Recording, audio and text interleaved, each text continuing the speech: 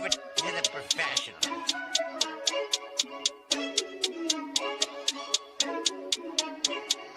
Blessed by Bundy, blah, blah, blah.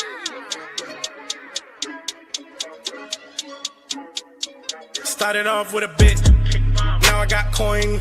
I see where y'all going. Been poppin' since Web 1, hella hoes on Web 2. I was living a dream, now I'm on Web 3. And it is what it seems, topping the pyramid schemes, I'm telling you. I'll sell you a percentage on Nebula. Shout out to Vince, he'll set it up. Surfing on the web and I'm shooting at 3.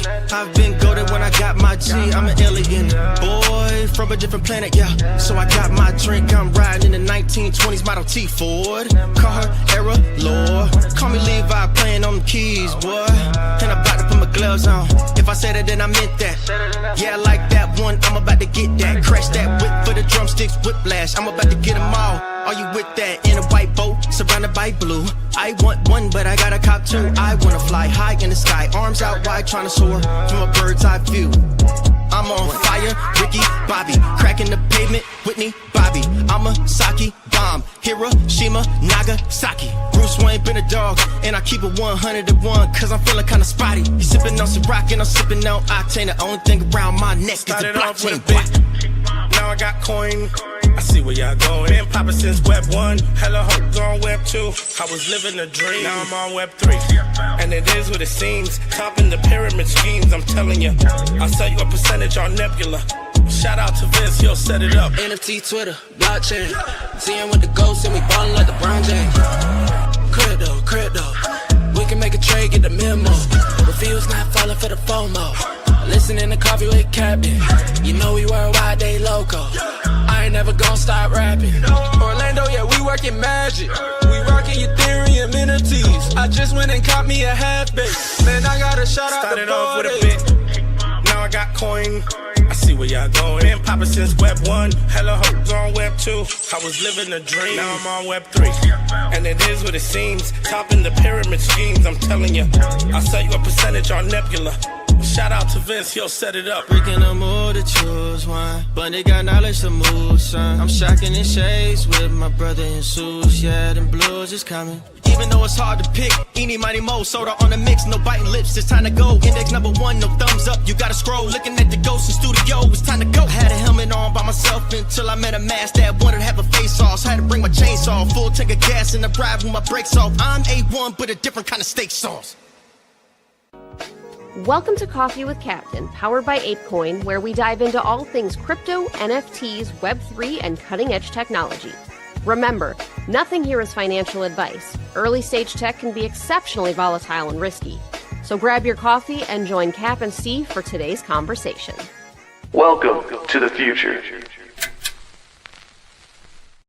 Welcome to Coffee with Captain GM. Thanks so much for joining us. If you haven't done so, do us a favor, drop some GM in the chat down below, then head up top, smash that like, repost, and bookmark on today's space. We greatly appreciate it. It does warm up the algo and does us a solid. We are live over on YouTube as well as my abstract. Appreciate all the comments in the chat. Obviously, tips are always appreciated, but never expected, and certainly no obligations. But as always, I'm Cap, Jim, my co-host Steve, nerdy financial advice in the show. Crypto's risky, MT's risky, meme coins accept risk, and go to zero moments notice. Please don't put any money in you can't afford to lose. Know that Steve and I hold tokens. We'll talk about from time to time here on the show. We are not financial advisors. Certainly not your financial advisor. Don't join us for that. Just join us for some fun, some information, and a little bit of education along the way. GM Steve, how you doing, sir? I'm doing well. I smell like coffee this morning. Shout out me. I got the time zone right this morning, so that's nice. I did not. I don't know if you noticed, my Spaces link was set for 11 a.m. Eastern. I thought I swapped all them to East Coast time, but apparently I missed today's. All those people who were hoping to attend at 11 are down horrendously when they'll find out it has already happened. But I smell of rich coffee. So this morning had a classic moment. So for those who aren't aware, I think some people who listen know, I am in Boston today to speak at Harvard Law School this afternoon. I'm going to meet my co-author Scott for the first time this afternoon. Very excited. Or shortly after the show, I'm jumping at 9. Went down to the lobby, grabbed myself a couple coffees, because you need 2 coffees. Grabbed myself a couple waters, burned my arm. It doesn't really show. It's still red from carrying it up. Get all the way up, whatever, get to my hotel room, get up the elevator, click the door. And as I go to open the door with my shoulder, I feel one of the coffee things pop. One of the tops pop. I'm like, okay, maintain composure. I get to the counter, but remember, at this point, I'm burning pretty good. I've been burning for a little bit, but it's all going to be worth it. Put it on the counter, blam, both coffee spill. Shirt that I'm wearing, coffee. Pants. So I have 2 pairs of the same pants. One of them completely clean. One of them I wore all week in Vegas, pretty much. And the completely clean one, coffee all over them. So we are figuring it out. Fortunately, I tend to buy shirts that this is going to sound very specific, but they don't stain with coffee. Because I am a total klutz who never found a drink that I didn't want to spill on myself. So being a clumsy, sloppy bastard, I should be okay. It's just I'm going to the law students are just going to have to deal with the fact that I smell like an airplane, some combination of hotel and coffee. So we're gonna make it work today, though. But Cap, time zones, like you said, time zones maybe not working for you this morning, but we still boot it because you can boot the space when you want to boot the space. Do us a favor, give us a like or retweet a comment on the room. We're gonna cover some more 8Fest, some ETF stuff, and then we'll probably I'm gonna jet out by 9. We'll see how far we run. But Cap, how are you doing this morning? What's on your mind? Doing good. Still kind of in a little bit of catch-up mode. Obviously, MegaETH pre-sale yesterday. We've got the Monad airdrop allocation checker today. So, yeah, that's right. What were will the allocation tell us how many tokens we're getting so we can start doing some math? Yes, I believe at 11. I think 11 Eastern is when that goes live. So, looking forward to that one. You want to make a bet, like an over/under bet? On like dollar. We can't do tokens on dollar amount at TGE or 24 hours past TGE.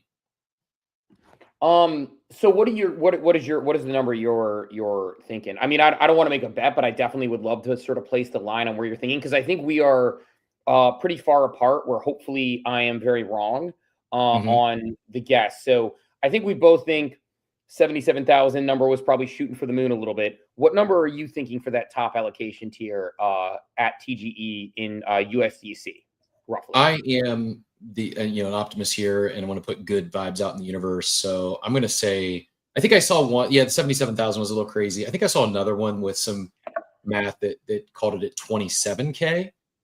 I'd be happy with that. So I'm going to say 25K. I'll be pleased. Anything. I mean, don't get me wrong. If I get a $5,000 airdrop that was unexpected, I would be happy. But as far as expectations go, because it's so hyped up, because there's only 5,000 to that top tier, I'm setting the expectation at it. So north of 25K, I'm very, very pleased of it. Like, it was a good airdrop. But yeah, I it's so funny. I wish I had taken the shot beforehand, because I was going to say, I swear on like hand up, I was going to say your guess was going to be 25K on the number. I swear on my everything. I was like thinking, I'm like, I bet Cap's going to say 25K. I like that number. I think if we were setting an over under, I would say for that top tier allocation, probably about half that's a good over under, like a 12.5 number. My feeling is it's going to be 5 to 7K, which I'd be very, very happy with. Like, I feel like once you do all allocations, it's probably going to be 5 to 7K for that top tier, which is a wonderful airdrop, to your point. But I bet you a good over-under will be 12.5K, because I could see it getting to 25. I could see it being higher. And I think Magic Eden, where I wasn't exactly like the biggest receiver, I got like 7K there. So I could see it going higher if they really want to like juice that top flight. But yeah, I mean, it's exciting to see the checker coming in. I know we're a few days out from getting that, so that could be a really big windfall. 25K would be incredible. So would love that. But yeah, my feeling is 5 to 7K for the top tier, and then you could scale down from there and figure it out. But hopefully I am wrong and you are right. I like the optimistic. Hopefully those 77K numbers were right, and we could see. But we'll see. But I know they've been preparing for quite some time for that piece. So 2x that, and it will buy my new car free and clear. So I would love I'd love to be wrong and it to be a completely unrealistic 50K, and just buy this courtesy of Monad. I pinned it up top. I'm probably going just white, better resale, and just clean. But if anyone's not answered yet, I'm curious what the masses think is we go blue with white interior or white with the black interior. What is your white with black? I saw that. I meant to comment. I like the blue. I mean, I'm a black car guy always. See, I'm a blue car guy. Like my M5, or Jesus, not an M5. My BMW, my 5 Series was not an M5. My 5 Series was deep blue. My Mercedes was deep blue. I like blue cars, but I think this white is just clean. I think the white's really clean. That was the other one I was looking at besides the black. And I also think the I don't know why the blue hits harder in like a BMW, for example. I don't know why. Like that to me, that is the car. I think white on white just too, it doesn't go, right?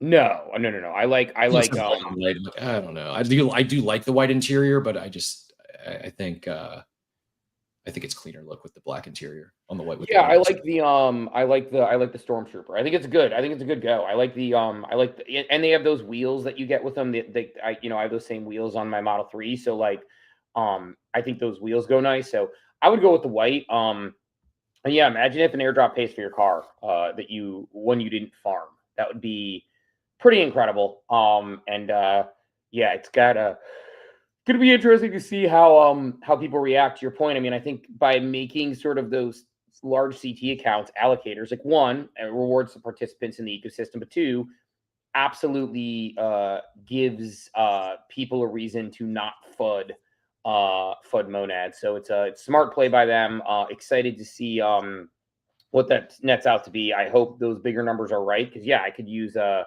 pretty nice airdrop. But at the moment, it is as it stands. My guess is a 5 to 7K for that top tier, but 12.5, 25, any of that would be good. So much higher, as we like to say. Yeah. Yep. Again, I'll be grateful either way. I think this is certainly one that's very highly anticipated. I think probably between this and MegaETH, in terms of like most hyped chain launches this year, if that's fair. I mean, I guess you could say hyper EVM, but really, I think more the DEX wins there. Hyper liquid.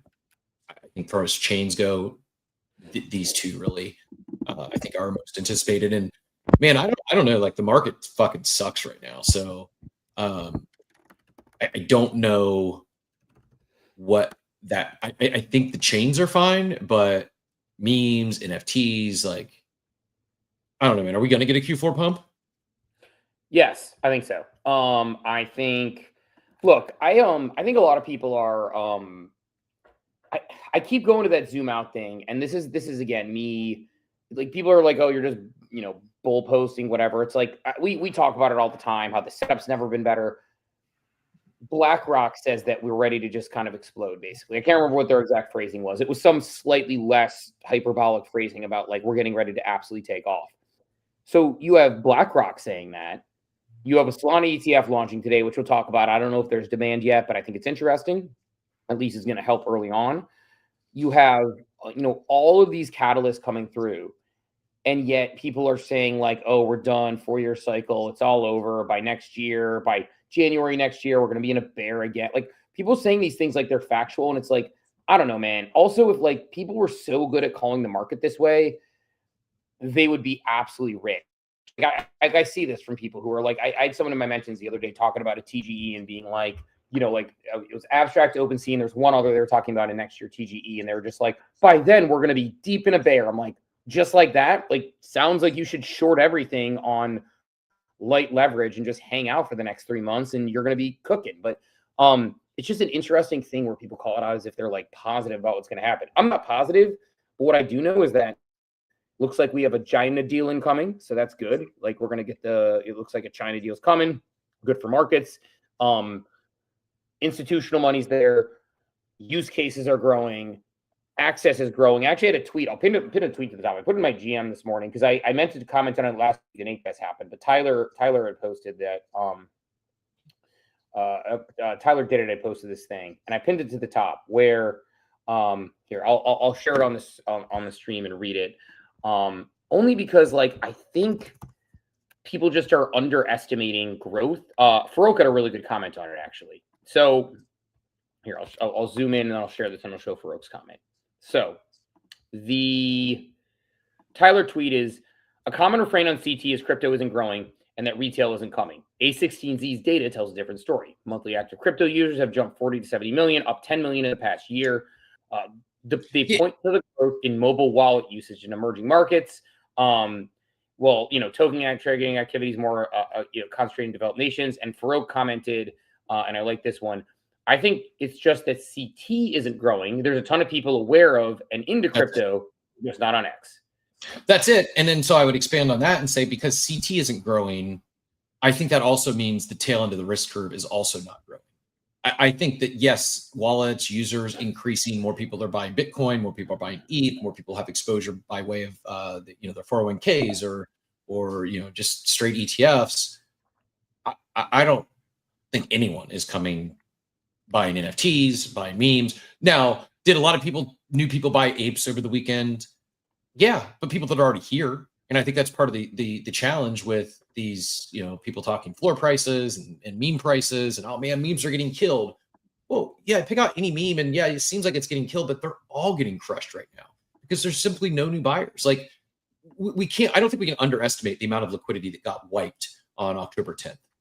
And that was a lot of the discretionary fund money. That was the trading money for a lot of these traders. And so that's gone.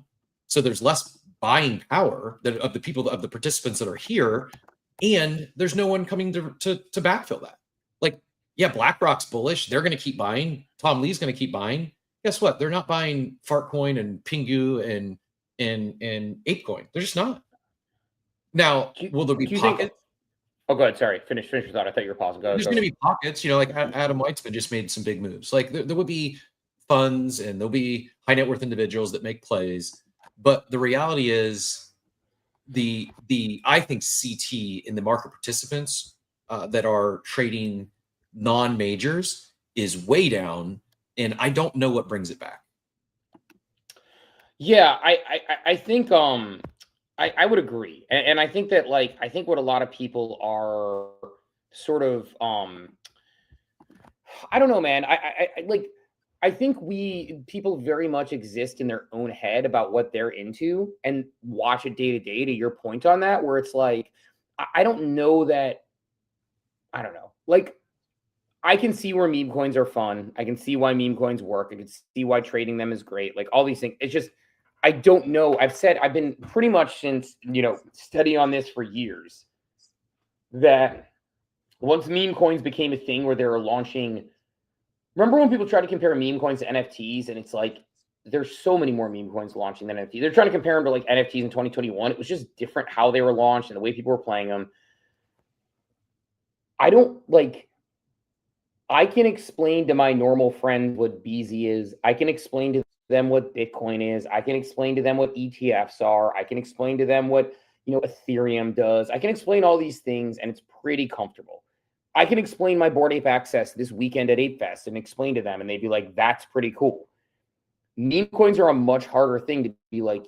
They're like, almost like penny stock-esque, where it's like, yeah, no, you buy a coin, and then if you don't, oftentimes, if you don't sell it within the first few minutes, few hours, you just get rinsed. Like, I don't know that resonates with normal people. Aren't degenerate gamblers. Now, normal people do like things like prediction markets, because you can literally find anywhere that you want to watch something with a little bit of edge. Like they'll do that. Like it's not actually degenerate. Like I talk to my friends all the time who are like, I have to back off because they'll be like, yeah, I put $5 on this game and $7 in this game, which is how I generally bet sports. And I'm like, yeah, so my friend has an AI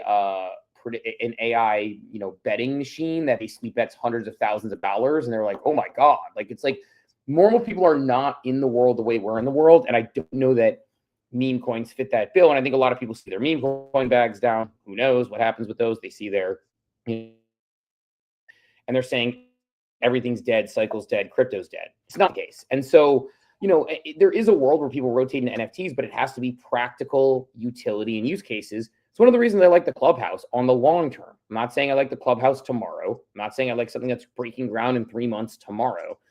But if I tell people I get access to a Clubhouse and the benefits of that Clubhouse are incredible, people might say like, oh yeah, like buying a mutant pays for itself, buying an ape pays for itself. Like there are those worlds where that happens. And I just think people like, I think normal people outside of our space aren't necessarily into that hyper financialized world. They'll care about skins. They'll care about digital, items. They'll care about digital gaming items. They're not necessarily going to care about everything that we are care about in this space. And that's okay, because a lot of times people are giggable of something because they want to sell it to someone else. Which, yeah, it kind of brings me to this other thing. Okay. I think that's why we saw negative price action on. Again, it's easy to say the apes, but it's across the board. Like Azuki was down 12%. Like it had nothing to do this weekend. Like it's just, this is market driven, and the reality is doodles, pudgies, apes have all had major announcements, and apes had several major announcements. It's just the lack of those net new buyers that aren't just rotating. I don't think they exist. There are rotators. There are people that are looking to, like I saw Cool Ethereum is looking to trade one of his 4 pudgies for an ape. Like I think that sort of, like I mentioned, this consolidation, I think that still could be happening. But the reality is a lot of people still are going to speculate on floor price and look at these things as trade, especially those that are rotating now. Are there some that maybe like, oh, I just want to own one of these things for long term? Sure, maybe a small percentage, but most of the people here, whether they're already in a collection or they're in the space and they want to add exposure, they're adding exposure not to pick up another community and do all the things. They're adding exposure because they think it could be a profitable flip, or there's going to be some airdrop coming. And without the free magical internet money, it's just, it's a, I think you saw a lot of people picked up some Yuga assets going into Ape Fest anticipating token announcement. Token announcement didn't come. And you see the subsequent sell-off because, oh, well, if Clubhouse is breaking ground or starting building in January, things probably not going to be open, for another year at least. And, Amazon stuff is awesome. It's really exciting for other side. But what does that do for the ape and other assets? Probably not much in the short term. It's just a reality. It's funny you mentioned all NFTs. I don't know if you saw this tweet from Carson. I thought this was funny. He goes, "Can't believe Apeface made Azuki's floor drop like that when it's down 12%." Because everybody was, like doing the FUD thing. To your point, Garga, this comment I wanted to unpack. And I have a screenshot of the comment specifically. The tweet that said it initially was deleted. Don't know where it came from, but hold on. Is it? There we go. It took me a second. He said, someone said something and he said, I don't know, man, if you want a 1-year digital subscription in the Financial Times, that's like $300. The idea that Bored Ape sold for 200 and people are mad that there's who are still getting utility 5 years in with royalties at 0 and several $100K in airdrops, all of which are still getting an insane amount of development themselves. It's kind of crazy, but what do I know? And then kind of made another kind of joke out of there, like, oh, XRP, which is going to change the financial system, or whiff on the sphere if that's what you're looking for. But like, it's a crazy thing. Like, what I've noticed on the timeline is a lot of people expected a token announcement at Ape Fest. That was what a lot of people, there was rumors that there's going to be another token of some sort, free money. It's one of the reasons they went up. Real quick, and then I saw, I think it's still happening. I think they just chose that it's not close enough yet for actual things. So I think they chose not to announce it, but I still think it's happening. I just think they had so much else that was already baked up and ready to go. Like, for instance, the Amazon thing, that's in 2 days.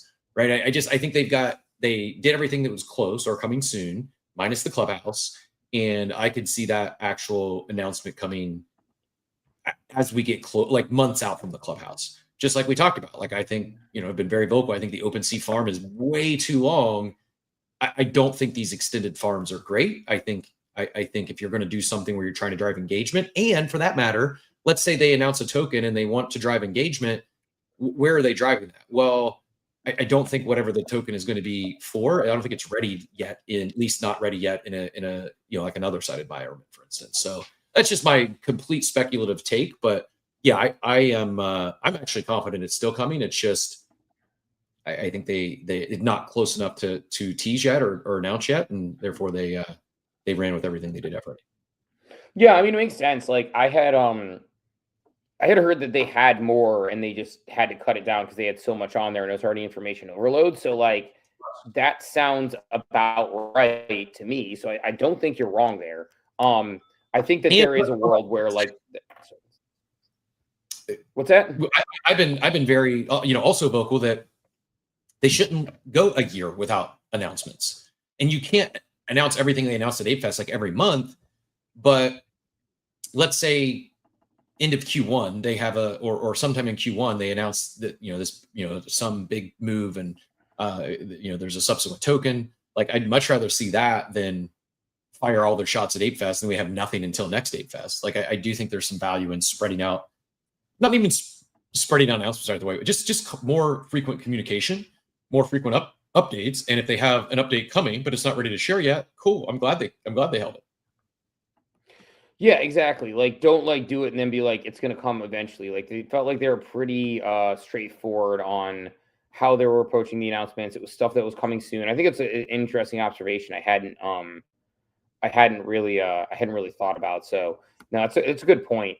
And yeah, man, I think like what's interesting to me though is like, there's a lot of people who are like, the club is the club, never selling my ape. Like, I don't care about floor price. And I see them all talking about floor price. And by the way, it's perfectly okay to say you love the club, you love the utility, and floor price matters to you.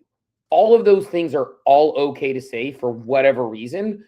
It's just, I struggle with people who say a month and a half ago, it's not about floor price. A month ago, it's not about floor price. And then when an announcement comes out and the floor price doesn't go up, that's their reaction to the market. I just think it is a important metric. It is a metric that some founders take seriously, others don't. But like, I just don't think like it's almost like you can't have both ways. You can't be like floor price doesn't matter. The club is a club. That's the end of it. And then when the floor price goes down, be like, I can't believe the floor price is down. Like everything is bad. And it's like, it's okay to care about it. Just admit you care about it. That's okay. And it's part of your calculus. And like, look, I mean, I'm a person who, likes my assets, cares about my assets, all those good things. I also think floor price is an important, metric too. I also do care about floor price. Like not like deeply. I'm not like sitting there looking at floor price being like, oh my God, it's horrible if it goes down. Like, it's okay to be like, yeah, that's a metric I care about. I want to see the value of the brand continue to rise. It helps me in many, many ways if it does. Like, I think those things are important to some people. So I think just like, to me, like that's just a, I don't know. Like that was the thing I've noticed a lot of people saying, I don't care. And then they do care. And that's okay. It's just, I don't know. I think there's a lot of value in this space to being honest about yourself, your motivations, what's important to you. All of those things are important. And it's just, you're going to be a much happier person when you can like reconcile the things you really care about versus, sort of saying one thing and gritting your teeth on the other. So that part of it kind of threw me off. Yeah, no, I agree. And again, it is, it really is across the board. Things are getting beaten up over the past month.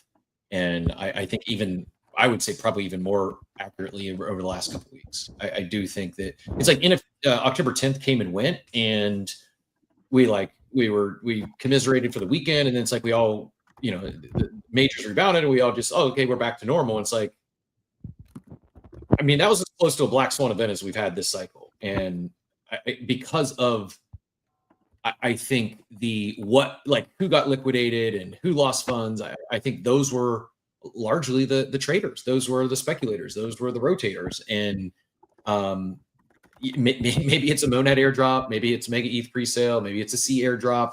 Maybe that's what we need to get like an actual liquidity injection back in. But we got Oxy in the chat says, I feel like NFTs are just too much cost of capital with very limited price movement based on value accrual. I'm better off throwing that same amount into a token tied to revenue generating company or DeFi protocol that's giving 10-15% than an NFT that goes up 5% net corrections. Yeah, I don't disagree. I think what other than magical internet money, how can they make these assets productive or bake in utility there? And that's where I think I will, like, I thought Gargary's response was good. It was fine. But I will, I guess, push back a little bit is okay, fair. Do you want this to be a $200 asset? You know, it's like, I think, yeah, like I think it's like a good question. Here, finish your thought real quick before I respond. that's just it. It's like, it's fair. It's that Yuga doesn't owe those holders anything. They don't, and they've delivered a lot. They're delivering a lot of good stuff. At the end of the day, whether we want to admit it or not, number go up matters. It matters for people that are here. It's new people aren't already joining. And someone mentioned like, I don't know how you say it. The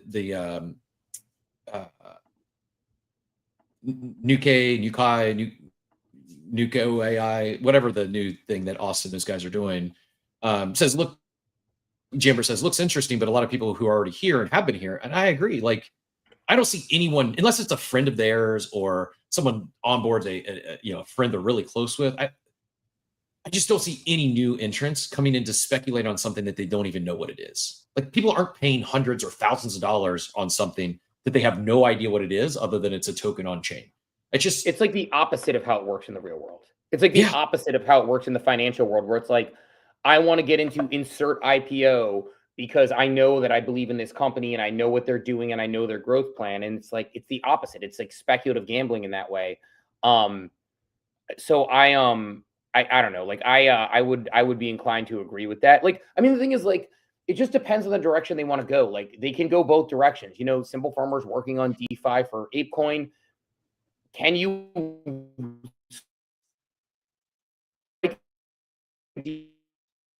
it up? I up in Katana earns me cat tokens. If you are on a biz dev team, could you put together a contract where you stake your ape on Katana and you earn Katana tokens? They get people in their ecosystem who get earning, like you lock up your ape, which helps the ape system. They get it's sort of the same idea of it.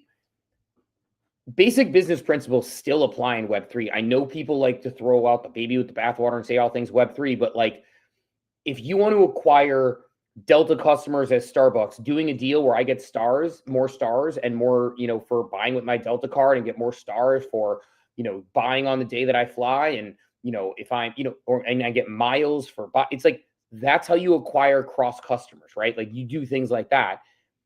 In Web3, you have all of these DeFi protocols. And I know that, like, I've been in DeFi for probably 3-4 months now, so I'm not exactly the expert, but you could have a staking contract where you earn tokens that aren't just ape, but there are tokens like, again, Katana is the example I would give because I use that on Polygon and I like it. But imagine a world where you stake there. It doesn't have to be a lot, but over the next 6 months, you earn $1,000 worth of Katana tokens just by staking and locking up your ape. That's a utility. Now you start to put those on top of it, and Katana says, okay, now we have users in the ecosystem. They're probably going to use our other products. They can make money off it. It's like, those sort of biz dev opportunities, I think, are where the financial aspect can come into play. I think they're super focused on the priorities they have, so it's very hard for them to find the time to strike those deals. But like, that's an example of something where it makes sense. I think the other thing that I think is important to like point out that I'm seeing in the chat a little bit is we're talking about another token coming, and I saw some chat with people being like, "Oh, I don't get why they need a token. They don't need another token." Maybe. But like, until you know what the token is, it's legitimately impossible to say if you need another token or not.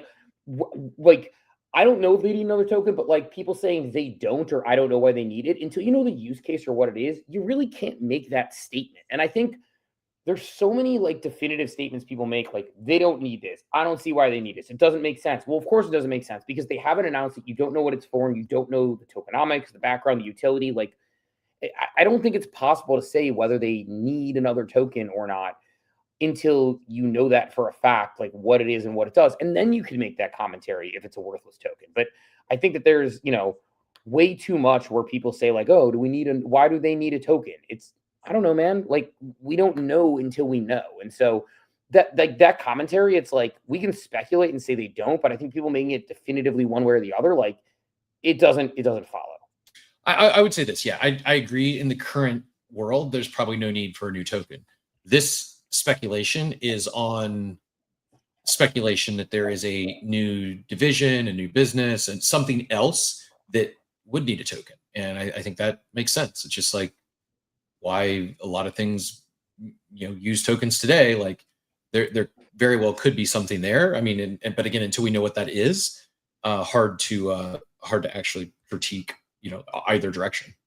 Yeah, I agree. I agree. It's just like and so it's just I don't know. Like I think there's a lot of emotions tied in this space to stuff like floor price. There's a lot of emotions, I guess, period, tied in this space.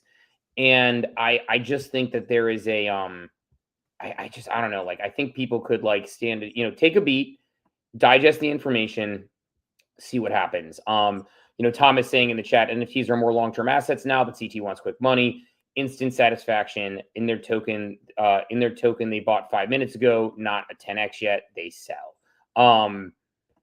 Be Epic saying Trump and Melania coins killed Solana season. Trump can bring this market to its knees with liquidation event. I hope he resolves things in China. I actually think Be Epic, I think they contributed, but I would say the crazy insider trading is what killed Solana season. The fact that it was where you were on the food chain with the insider information determined whether you were going to make money or not and how much you were going to make. I think that was the problem. So I would say that part of it probably is more what killed Solana season in my mind, which is, crazy. Even now we're seeing people talk about insider trading, like the Trump coin and things. It's just, I don't know. So a lot there. Maybe we can go back to this conversation in a little bit. Curious how you're feeling. So Solana ETFs coming out. BlackRock has said that they're kind of focused on ETH and Bitcoin because that's where demand is in their mind, and that's where they think the market is going. Fidelity, Bitwise talking about Sol. What are your thoughts on like the Sol ETF? Like, what are your thoughts on like that particular piece of the pie? Maybe if we have some coming up, because I can't manage. I'm used to managing multiple windows, so we'll let Oxy in here before we do anything else, because I know he requested up and has always got good stuff to add. But so maybe we put a pause on that one if we've got Oxy. Oxy, do we have you? My stuff's all Hey, can you hear me go ahead, okay? get in here with any thoughts you have, because I know you always come up and you usually add bangers. GM. No, appreciate GM. I apologize. This is like a little bit after you guys were just talking about the NFT discussion or whatever. But I guess what I'm struggling to like understand with the NFT space is like how value accrual of the underlying company gets back to the NFTs. Like I know that at a certain point, staking apes, you could earn ApeCoin, and like that's kind of like almost like a pseudo distribution to the NFT holders. But like at the current moment, I don't think there's like an NFT project that is like if the company's generating revenue or the company's accruing in value outside of speculation getting back to the NFT, there's no like value accrual for the holder or like the quote unquote shareholder or stakeholder of the company. But like, so how does that change? Like, obviously you're talking about a new token coming down the line, and like maybe it's, token buybacks or something. And somehow there are these types of emissions like we had with the staking and whatnot. But like at the current moment, if I see, Yuga has this huge partnership with Amazon, obviously can onboard new users to buy the NFTs.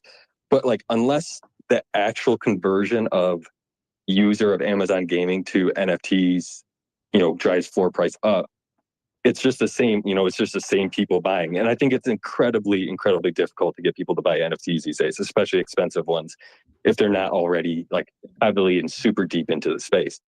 So I guess maybe, I don't know, I don't have a solution, and I'm just kind of thinking out loud a little bit, but like there's clearly a gap missing between company generates revenue, increases in value, and then how does that, get driven to the NFTs, whereas we see Hyperliquid buying Hype token, that's direct buy token buybacks because revenue accrual is being kind of transferred more or less in value back to the holders of the token.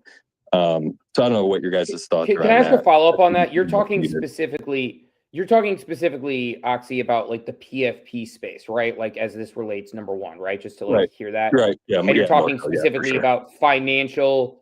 And you're talking, when you say value, you mean direct one-to-one financial is what you're saying, sort of type deal. Or not even one-to-one, but you're talking about a financial accrual back to those NFTs. Is that what you're saying? Yeah.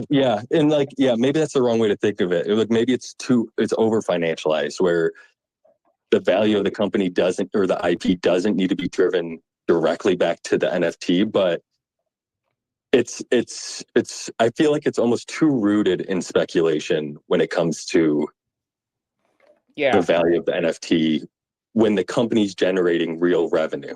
Like there has to be a middle, like some kind of in between. I feel like some kind of middle ground between NFT IP speculation correlated to floor price, and then the company actual generating real value and real revenue and profit, and how that's kind of more or less transferred or accrued within the IP.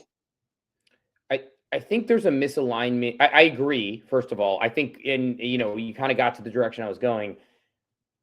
A couple things. I think there's a misalignment in audience. So there's a couple options here if you're a founder.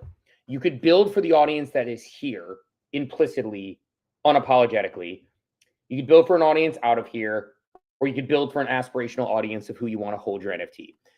I would say, Cap, we've talked about wanting to see more frequent announcements, things like that, more going on there when it comes to the club. I think you can go to something like Ape Fest and realize we are the audience in that instance. And I think value accrual can be very different to very different people. I think the misalignment in audience and actual incentives is part of the problem we see. So right now, the audience you're selling to with this particular type of asset is looking exactly like you said, Oxy, for a financial accrual value. I would say that, Garga's mentioned in another response on that tweet, Garga mentioned we spent more money on our events and things we do than we got in royalties combined on Bored Ape Yacht Club and utility and things that we've given to the club.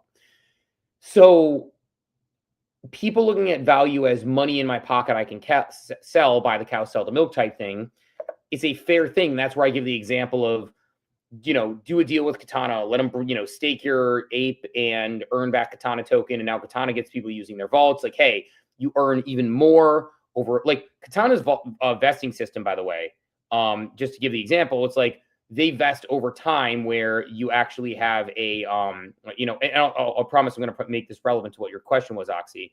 But Katana's vaulting system, the aggregate number of cat rewards you earn, I'm sharing on the screen. So over at week 12, you earn 100% of aggregate rewards in your deposit.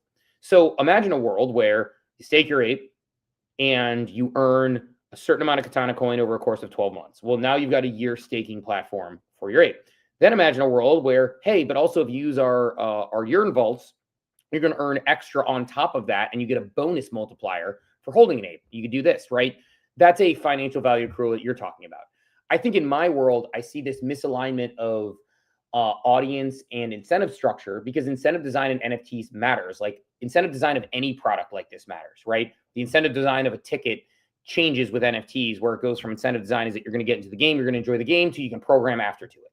So my answer to that would be, it's not that they're not, the reason they're not moving is because it's not that value is being derived from it. It's that, the audience here isn't necessarily seeing the $25,000, $30,000 in value of owning a Bored Ape and going to something like Ape Fest, whereas, somebody outside of it might, but they have to reach it. They have to close that gap of what it's worth. And so I think, there's a lot of ways to try to get that incentive alignment to work, but I think value is there.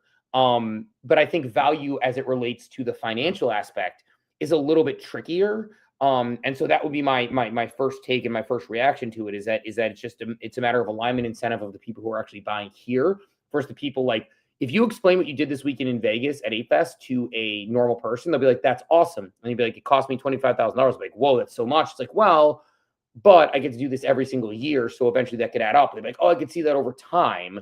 So I think that becomes the tricky part. But then you're like, well, what do you have to do? Well, you need a 24-word seed phrase. You need to do this. You need to do this. You need to be careful. Oh, it could get stolen. Don't connect your wallet here. All of those things come into play that get tricky. So I think there's a tech barrier, cost barrier, and alignment barrier to the actual utility they're giving versus sort of where that value is. And here the value more so, hey, can I get an airdrop? That's awesome. Can you work for that? Which I think they should do too, by the way. But it's a whole different story. But Kev, I think I saw you looking to answer as well, and you can toss it right back to Oxy. I got to go check my coffee re-up. Yeah, no, I think all valid, all good takes, and it's tough. Like Mason says, find the PFP projects with enforced royalties. Yeah, that can help from a revenue generation standpoint, but it still doesn't solve the question of how does that value accrue back to the underlying assets. And I think part of the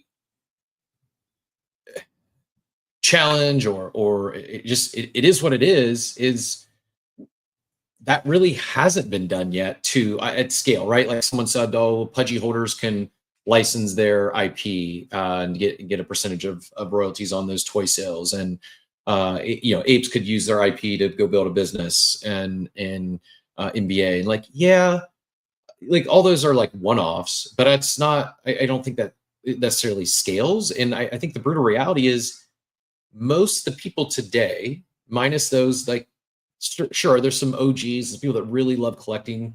Yeah.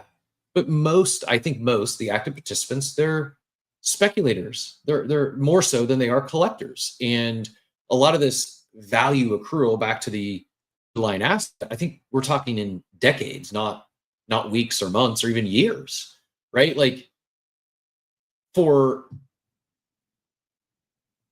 people who aren't here, people who aren't already holding assets or PFPs, for them to want to come in and buy a PFP, it's going to take a major shift in something that has massive success at scale, something like Other Side. I'm not saying that's going to happen, but let's just hypothetically play this out. Other Side and Amazon becomes a massive hit and it scales to the level of a Roblox or Fortnite. Well, at that scale, just like we see it today with people buying rare skins and stuff, people are going to want to buy those scarce, rare assets in game. It's like the proof of concept exists.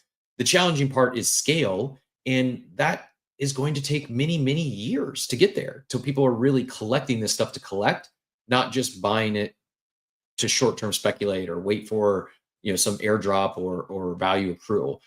We'll go back to Oxy and we'll bring Von Front in here. The one thing I would say is something like the Clubhouse. I do believe that could be a hit. That could drive. It's not global. I get it. There's a lot of people in Miami. Like it very well, if it's a cool spot, like it could work. Now, is it going to drive thousands of new members overnight? No, but over the course of years, as people come and experience that and they want to get access, like dropping $4,000 for access to a private club like that is, in Miami, it's nothing. And I could see that impacting floor price, bringing in new members for that specific piece of utility, right? And candidly, that specific piece of utility is worth more than $200. It's worth more than the mint price. Is it worth $500,000? No, probably not. But it's somewhere between $200,000 and $500,000, and that's for the market to decide. But right now, that's, I think, probably at best a year out for that specific example, be it access to the Clubhouse and those exclusive rooms. But let's go back to Oxy, then Von Front, and I see Malik's coming up as well. Oxy, go ahead and get back in here. Yeah, no, I hear all your points. I think the idea of like the Other Side, if that becomes a hit and then you can generate revenue through skins or what have you, and then somehow that gets kicked back to like the holders that hold, the cheetah print or what have you, because people want to buy that specific skin or whatever for $50. And then somehow there's some kind of kickback or there's some kind of revenue accrual or value accrual there. I think that's an interesting concept that, that could be very, a very good solution to what we're talking about here. And I think we're all pretty business minded, but like if I'm looking at a company and I'm, digging into their books, I'm like, okay, they've got this huge IP balance sheet item. And I understand with NFTs, the IP is, in some cases, or if you want to think like, okay, I own the IP of my ape, or does Yuga own the IP of my ape? Ultimately, Yuga owns the IP of Bored Ape Yacht Club, right? If I see a balance sheet when they have Bored Ape Yacht Club IP on their balance sheet for, whatever it is, $50 million, something like a huge amount, I'm going to be like, okay, where's the return on that specific asset that you're holding? Like, otherwise, it's not worth $50 million. And that's obviously, a very speculative market where it's like, okay, well, you have to prove out where that value comes from or whatever it might be. But at the end of the day, if I'm a shareholder digging into someone's, looking at someone's balance sheet and they have this IP that's worth so much money, I need to see a return on that or it's not worth that. You know what I'm saying? So maybe I understand that's an extreme, and like I said, there needs to be some kind of middle ground. But like, that's just kind of where my mind goes, because that's just how I think about things. Like, okay, this IP is worth so much. Where's the value being accrued? And then as a shareholder or a stakeholder or whatever you want to call yourself as a holder of a Bored Ape Yacht Club NFT, how is that going to turn into real value for me that's kind of investing in this ecosystem? I'm curious what Von Front has to say, but just want to bring that up. Yeah, I mean, I think your point is like, you're looking at it the way, look, I mean, you're a DeFi guy, you're a smart, savvy investor, so you're looking at it as a investable asset, which it is, right? It is. It can be financially traded on the open market. My contention is that, yeah, like, it's just that in theory, you're not the wrong audience for this. You're here, you're in the space, it makes sense. There's value you can get out of Bored Ape Yacht Club. My response would be that thinking is potentially misaligned with the direction it's ultimately going, which is, as it continues to grow, there's a misalignment of, and that's why I say the incentive structure is misaligned with the current audience that they're selling to. But it's like one of those things where it's like, hold on, and eventually you can get there. Like, the incentive structure in Bitcoin is now aligned with the financial world. It wasn't initially, right? And so, and probably like kind of a loose example there. So I could probably think of a better one as I get through it. But I think, like, to give you an example, I'll give you a perfect example. My buddy Tebow won that Bored Ape Yacht Club poker tournament this weekend. He had a good weekend regardless. He also was a top on Project Raid, right? There are financial elements to that bracelet, the $8,000 grand prize, all those things. I would argue that even if he didn't, he'll tell you why it's worth it because of the friends, the utility, the things that he got, the business connections he made, all those great things that he's made as well. I would say, and obviously having that sick bracelet helps, but like, look at the love he's getting on the timeline, things like that. Like, that's probably worth it to some people too. Similarly speaking, Cap and I wouldn't have met without Bored Ape Yacht Club. We've done a show for 1,000+ episodes. Like, I think the actual alignment of incentives to who they're trying to reach, Bored Ape Yacht Club works really well for me when I get to go to some of these events and use some of these things. I'll like, the clubhouse has a world where they could have an event every month, and I might be like, oh yeah, I want to go down like for the January, the March, and the November event, right? And it's something where I see value of the people I'm going to meet and what I'm going to do.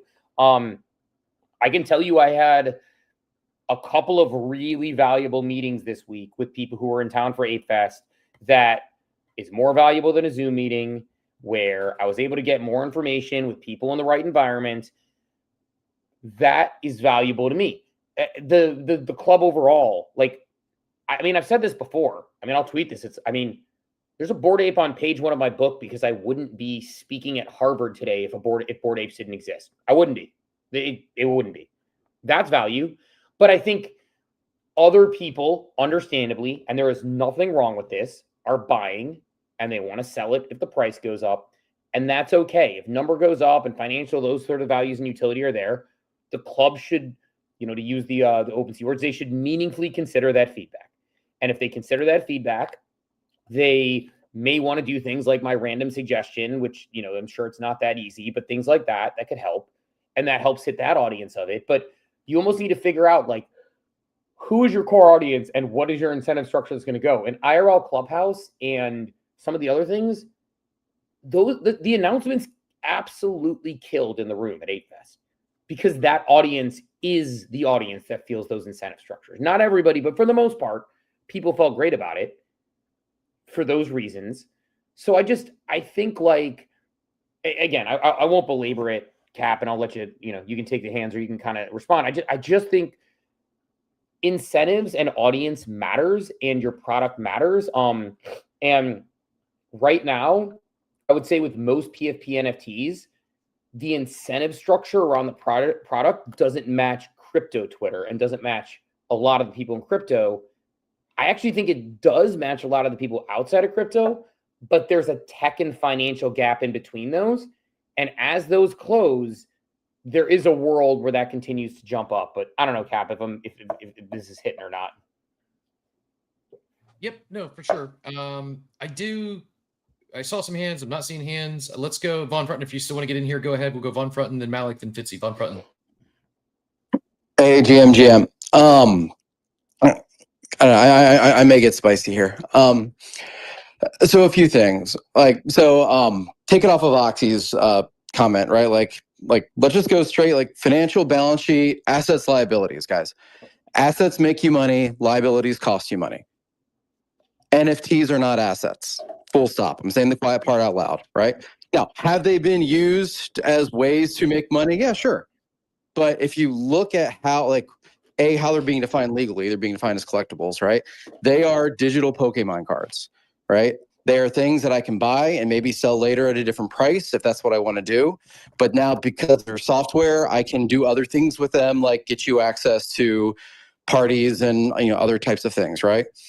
And so I think it's a mind shift that for those of us who have been here since 2020, 2021, and we were able to make money on these JPEGs and just get free airdrops and do all these fun things, like that doesn't seem to be where it's going, right? So if you're trying to base like a financial strategy off of JPEGs, I think it's only going to get harder and harder, right? Point number two, if you look at like what real quick, Von Front, real quick on that. One very quick response. Like, I get the point you're making, but I would say it is not accurate to say that NFTs are not an asset and they're a liability. Like, just factually speaking. But I get the point you're making of what you're trying to go to, but they're most definitely an asset and not a liability. But I understand what you're saying, but like they are an asset for sure. Just like any collectible is an asset.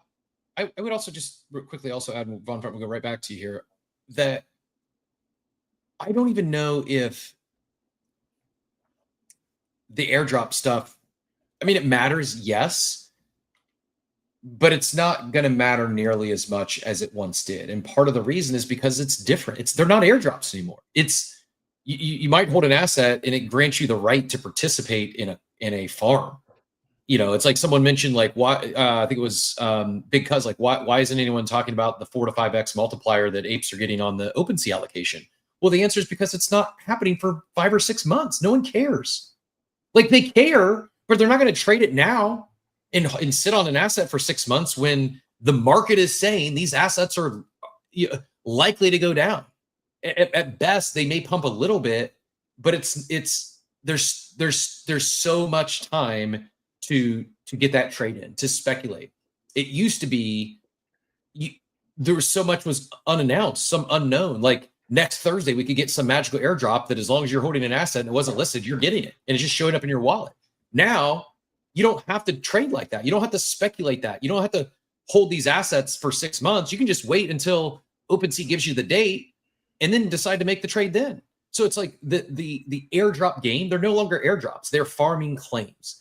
Like holding some of these assets might give you the right to farm an upcoming claim, but the idea of just getting an airdrop for holding an asset, they're really few and far between. And I think that does have a big impact. Even if the dollar amount is the same of the future claim versus what it would have been airdrop, it's not having the same impact as it relates to trading these collections and speculate on these collections, because you've got plenty of time, and most people are viewing their liquid capital as they can make more return on it between now and then than just waiting something out for 5 or 6 months. Sorry, Von Front, back to you. No, you're fine. And look, and that's fine. I mean, again, we try to like say, oh, we don't like you being over financialized, but then we get mad when it's not financialized. I look at this as any stock I can buy in a company, right? I can buy stock right now. I can buy stock the day before the quarterly earnings report because I think that company's going to have, they're going to announce amazing earnings, right? There's no difference, right? But different than a stock, that owning that stock, I know exactly what it's getting back to me, right? I'm going to get dividends. There's an open market. There is something else I'm going to get by owning that, right? Again, Oxy was making this point, like, you know what that return is, you know what that relationship is by owning this thing. NFTs aren't that, right? Can they be used as that? Yes. But are they like in per se, defined as that? You don't see that because there's such variability, right? I think the other point for everyone who's upset about the floor price of apes and mutants and whatnot, look at the announcements, right?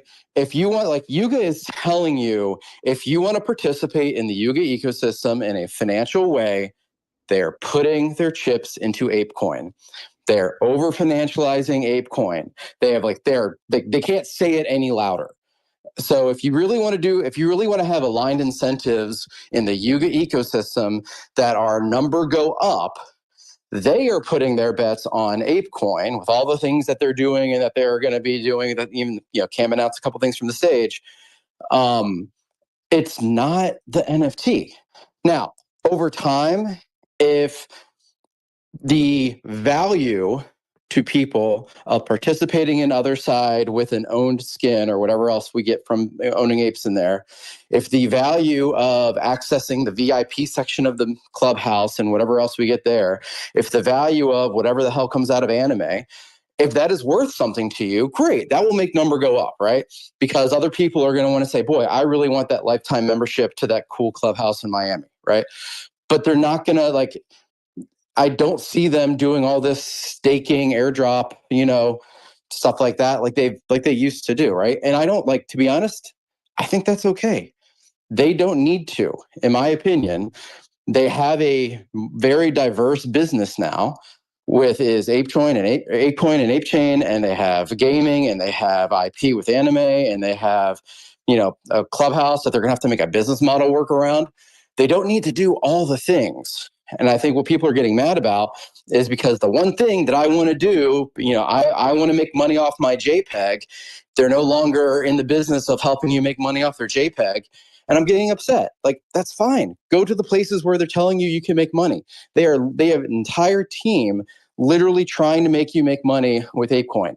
I don't know if they're going to be successful. They have to execute. The market's got to market, but they're telling you what to do. So I'm sorry for if people bought NFTs prior to ApeFest because you thought there was going to be a run up from an announcement, and now you're looking at an NFT that is worth the same or less than what it was. There's some accountability in that, right? You bought speculative. Speculation goes both ways. Shit, this one didn't work, and I do. My heart goes out to people who are in that position, but pay attention to what they're telling you, right? And my last point, I'm going to have to real quick here. on that. Because I got to hop as well in a second, Von Frunten. I just want to say, that banger. First of all, you don't have to send your heart out to those people. Those people knew what they're damn getting into. Which I appreciate the kind words. Because look, I bought a mutant beforehand, and I wasn't sure if I was going to keep it or sell it, depending on the ApeFest announcements, and it went down. And to your point that you made, and I'm going to switch over to Spaces while I go to meet Scott or whatever. I'm going to try to, and I'll let you get your third point, but the point that you made there is such an underrated one. So I just want to double tap on it. If somebody bought an ape because they wanted to sell it after ApeFest and they didn't even go to ApeFest, sure, more power to you. Also, the lack of accountability people have where they're just I can't believe this thing didn't go up. What did you do? Yet everybody in that room at ApeFest was really excited about it. They're excited about Clubhouse and everything else. I think, and you're never going to please everyone in the club. It's at some point, people need to take accountability. It's you know what? I put a lot of money down I spent thousands of dollars on something because I thought price would go up. I didn't care about the actual asset itself. I was trying to get number go up. It didn't go up. It's my fault, right? I bought a mutant for 1.3. They're now an ETH. It's my fault. And it's not even my fault. It's one of the cleanest mutants I've ever seen. So I'm cool with it. But it's it is the fault of that person that it happens, not the fault of Yuga Labs for not giving you. This is when people get mad at George R.R. Martin for not doing what they want in Game of Thrones. Sorry, they killed the character you because he's writing the book, not you, and that's how it works. So I don't know. I'm going to jump off the character, Steve. We're mad at George for not finishing the book and the showrunners driving the series into the ground the last 2 seasons. That's who we're mad at. We're mad at the fucking. I'm mad at them.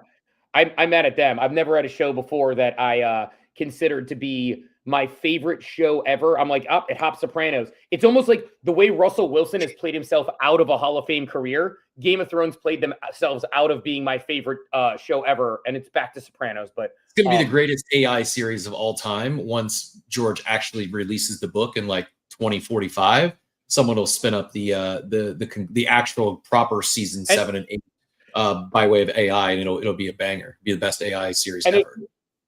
And there's going to be some hipster who's like, I like the first one better. It's like, all right, well, you're not welcome at my house. That will be a line in the sand for me. But I'm going to hop off stream. I'm going to hop on thing, and we can toss it right back to Von Frunten, who's just spitting hot fire like Dylon this morning.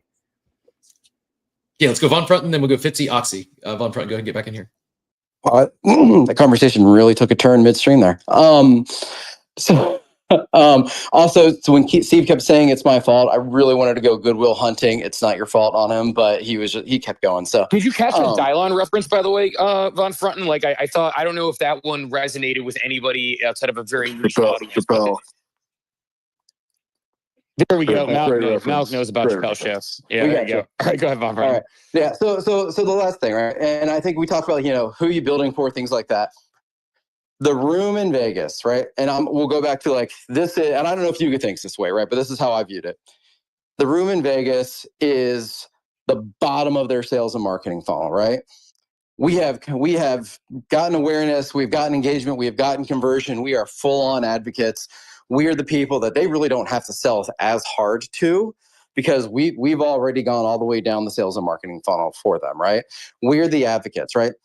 I look at, Ape Fest, if anything, is a marketing expense for them, because they will solidify the bottom of their sales and marketing funnel. They will get thousands of people posting all over the timeline about all the cool stuff they did. They did the complex con and things like that. That's probably more top of sales and marketing funnel, to be honest. So they were kind of, playing around both ends here at Ape Fest. But the actual Friday night party at Area 15, that is their, we are their diamond medallion status members, and they are just glad handing the high rollers and thanking them for continuing to be customers. And therefore, we will go out and talk about how great of a time we had and continue to do to do the things and support the brand, right? So I think what's going to be really interesting to see what they do is, how do they, now that I think they actually have a defined top layer of their sales and marketing funnel, it was unclear to me before, it's clearing up with, I think, the things that they're starting to do with the brand. And this is again, Bored Ape Yacht Club side of the house, not the ApeCoin side of the house. But it does feel like they're starting to kind of figure those things out, right? And look, if you don't want to go to Ape Fest, if you don't want to go to a clubhouse, if you don't want to buy streetwear, if you don't want to do all of these things, I'm not going to say floor it and get the fuck out, but I'm going to say, ask yourself why you're holding the asset, because if you don't like all of those things, that kind of seems to be what they're building for, then just decide, hey, is this money best held up in a JPEG, or is this money better used elsewhere, right? And either is the right answer. It's very personal. Yeah. Good take. I'm going to share two other takes here, and then we'll get some of these other hands in here. Fitzy, then Oxy, and then Malik. I like these takes because they are contradicting takes, and yet both I think both carry some merit. Smart Dumb Man in the abstract chat says the gap. Actually, I'm going to go in these reverse orders. Gary in the Spaces chat says NFTs are assets and they are financial. Communities want them to be memberships and collectibles, but it's very hard to do that. At the end of the day, NFTs are financial assets and will always be treated as such. Then in the abstract chat, Smart Dumb Man says the gap is that NFTs are really subscriptions to be part of the club, but CT treats them like stocks, expecting dividends and price appreciation. I think you're both right, and they can be many things. They also can be a receipt or a ticket stub.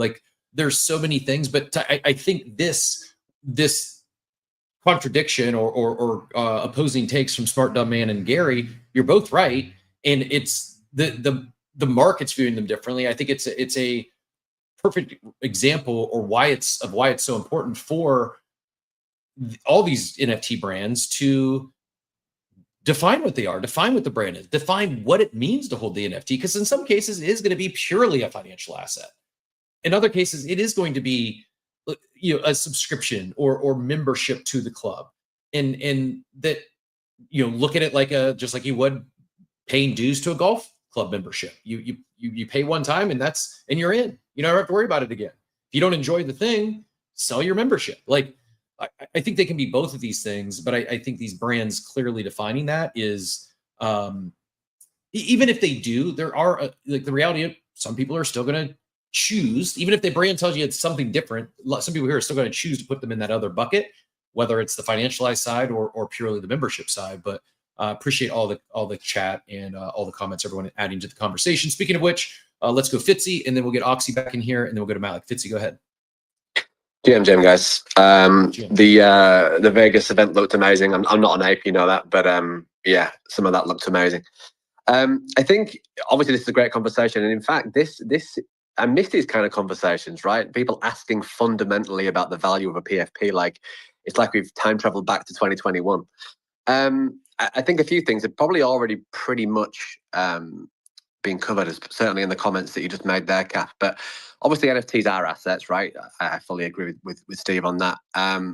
In the case of PFPs, back to what I think I forgot the name you said just now, Kat, but they were saying that they're essentially just ownable subscriptions, right, or memberships to a community. That is the case. But the thing I think a lot of people still don't acknowledge in themselves is that it's not like a one-size-fits-all thing, right? And what I mean by that is not everyone's going to be able to extract the same level of value from holding one asset in a particular collection or a particular community.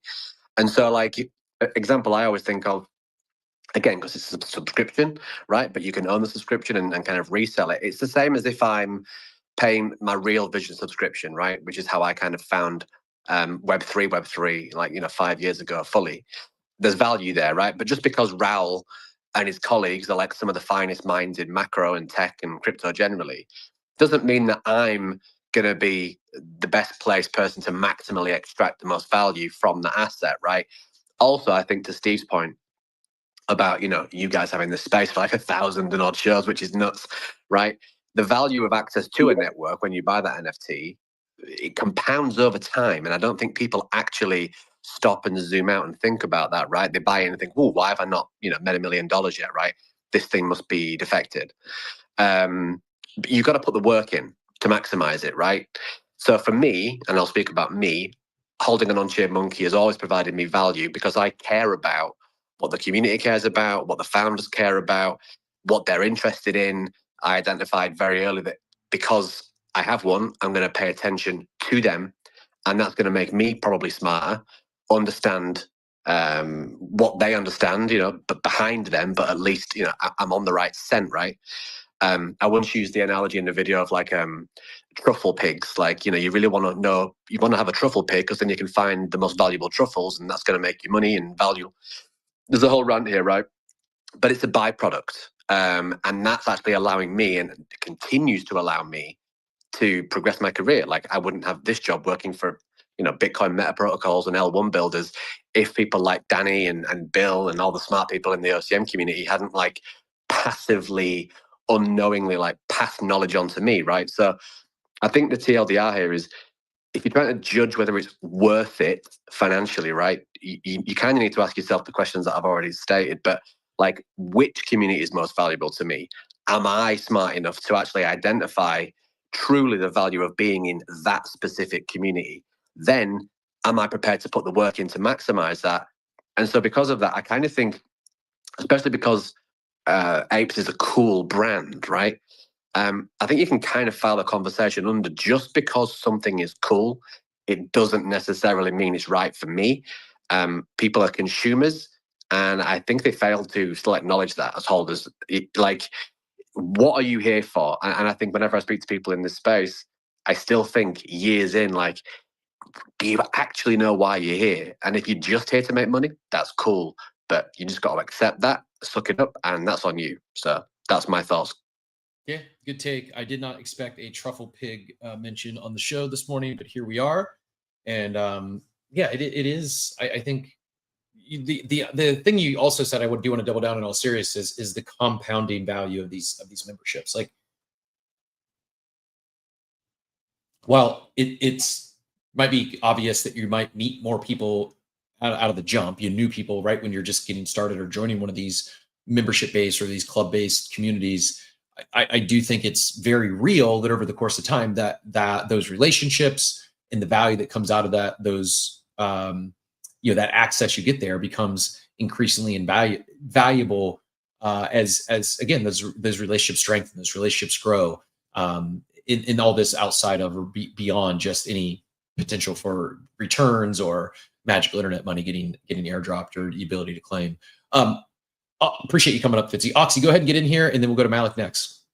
Yeah. Let me maybe first caveat by saying, like, I truly do see the value of Bored Ape Yacht Club and the community there. Like, the connection, like some of the smartest people that, in the space rock Bored Ape PFPs. Like the ability that I could, I get to jump on this show because you guys have been running it for so long, and just the community around it is incredibly valuable if you use it. Like Fitzy was saying, is like the ability to make connections, especially because crypto is such a small space, is incredibly important and will lead you to be successful in a value accrual way that's different than what we're talking about here. And I completely agree with that. Going back quickly to what Von Frenton said, I know he can't defend himself, but it sounds like he was talking about more so equity in the company than anything else. But what I'm struggling to understand is if they're trying to drive value to Ape, like everything's going to be backed by Ape, they're going to potentially, I think I maybe saw something that they're going to be buying maybe ApeCoin buybacks. I don't entirely know, but why are they getting rid of the staking emissions if everything's going to be driven to Ape, like the ApeCoin? Well, ApeCoin token. They're getting rid of staking emissions because that was just the schedule when it was initially launched. At TGE, gotcha. Staking emissions ran through, I think it's December of this year. Someone check me if I'm wrong on that. Yeah. I believe that staking, the original staking as described in the in the tokenomics, that was gotcha. Run for 3 years essentially. Gotcha. Okay. Because I have a ton of posts about this. Like when they first said, okay, stake your NFT, stake some ApeCoin, you get emissions in ApeCoin. I was like, okay, this is great. If they can just focus all of their attention, energy into value accrual for ApeCoin, and then you're basically getting distributions or dividends or whatever you want to call them, or emissions via the staking metric. Like that is like the most perfect funnel in my opinion. Like, okay, overarching company, they have this token, they're driving value towards the token. Everything kind of revolves around the token. You can buy skins with it. You can, get into different events with it, or you can buy stuff with it, whatever it might be. And then that underlying value of that token is pushed onto the NFT holders or the stakers and all that kind of stuff. I thought that was like such a great funnel that they had pulled together, but they just didn't until recently. I feel like they didn't find, or they didn't push their value or their attention towards ApeCoin. Like for a while there, they were actually like doing the opposite. I felt like they're pulling value away from it by not focusing on it or what have you. But I don't know. All that said, I think they have they have the infrastructure, they have the community, they have everything they need to like turn this into like such a great project and protocol and like ecosystem that all works seamlessly together while both providing value and speculation to all sides of the equation. And they just need to capitalize on it. And I think they can, but I just really hope they do, I guess, ultimately at the end of the day. Yeah, no, I mean, appreciate you rooting for it and the support. And I think you're right. Like, and part of it, I'm going to guess, was regulatory driven. Part of it was the DAO, new administration. So I think they're more comfortable today than what they were previously. They also had an SEC probe they had to worry about for a while. While yes, the staking and staking emissions made sense at all, like today, it's for the most part driving sell pressure, and the team that is driving value accrual to Ape today, like it is important for them for number to go up. Like that's their budget, that's their treasury, and I think like them. I don't see them like restarting or going back to any staking. In fact, I think they're excited that staking is ending and to eliminate that sell pressure. But it'll be interesting to see what actually transpires, what actually happens once it does fall off, and if there is other ways they attempt to tie the NFT into the Ape coin. Or again, this holds up for same thing with Pudgy Penguin and Pingu, right? Any NFT PFP collection that has a token, fungible token. Did they even attempt to drive value back to the NFT by way of the token? Malik, go ahead and get in here. Appreciate your patience. GM. I've got, I guess, as it applies to apes, a macro and then a more micro take. On the macro level, I think as much as we want to acknowledge the fringe benefits of holding apes, which are significant and real, they can't overcome the bigger macro cycle as it applies to NFTs, in my opinion. I think that, and I've literally been saying this for 2+ years now, you're not going to have NFT season until you have a massive alt season. Until fucking ETH runs like crazy, right? The underlying asset, right? The thing it's denominated in runs like crazy. Until the market is frothy, you're not going to see it. It's at the end of the day, these are still speculative assets, and things are going to move from less to more speculative, right?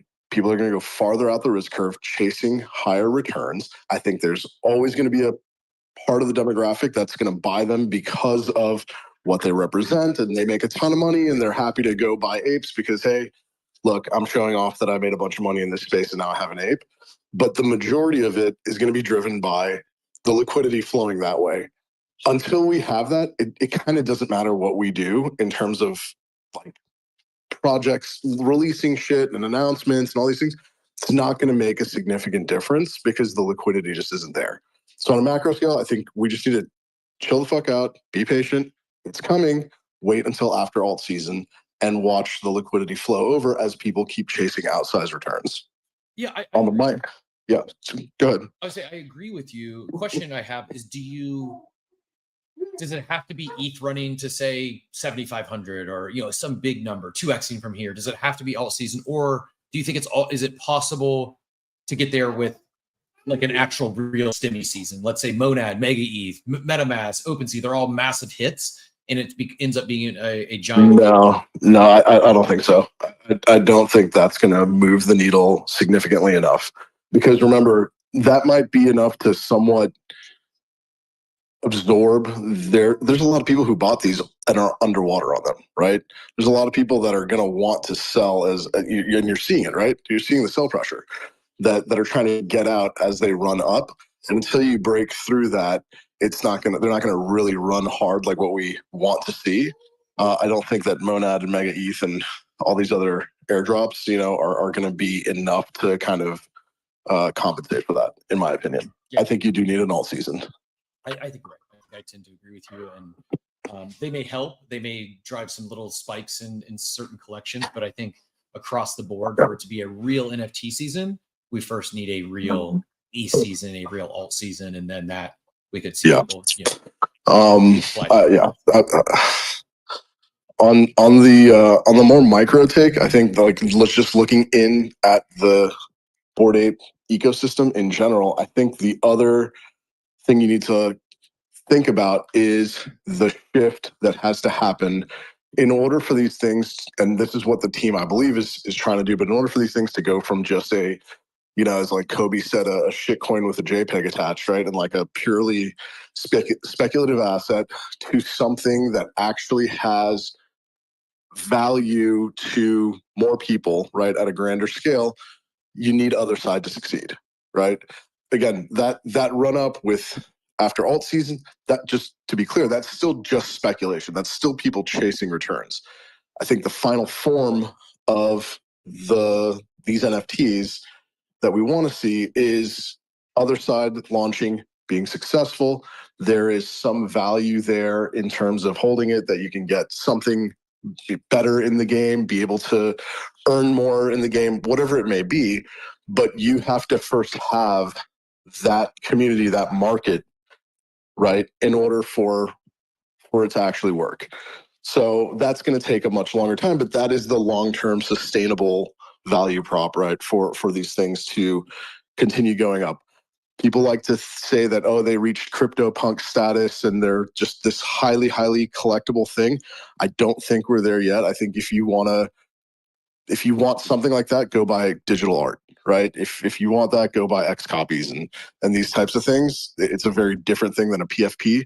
A PFP is only really like valuable right now, relevant here in our little corner of crypto Twitter, which, as you know, is full of like degenerate, myopic, fucking, panic traders. So I'm not surprised that the price flies up and down like it does right now.